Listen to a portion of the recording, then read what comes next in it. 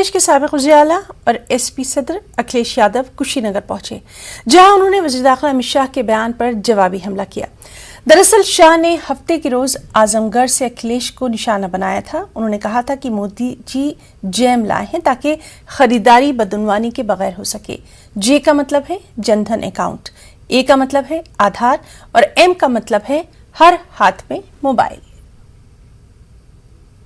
अपने झूठ का, अपने अहंकार का, अपनी महंगाई का जवाब देना चाहिए।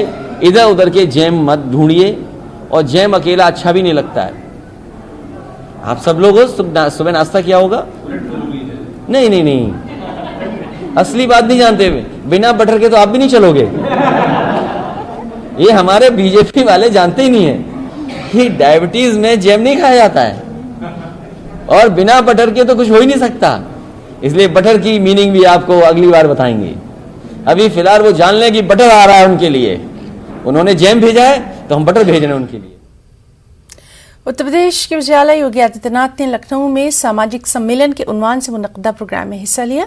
वज़ीर आला योगी आदित्यनाथ ने कहा कि जब भी किसी मुआशरे के लोग बाशऊर होते हैं तो ऐसा समाज और ऐसा मुआशरा ही तरक्की करता है। उन्होंने कहा कि मुआशरे की तरक्की में तबकों के अफराद को अहम किरदार अदा करना चाहिए। सामाजिक जागरूकता जब भी किसी समाज में आती है और वह अपने समाज के विकास के साथ साथ राष्ट्र की चिंता करते हुए आगे बढ़ता है,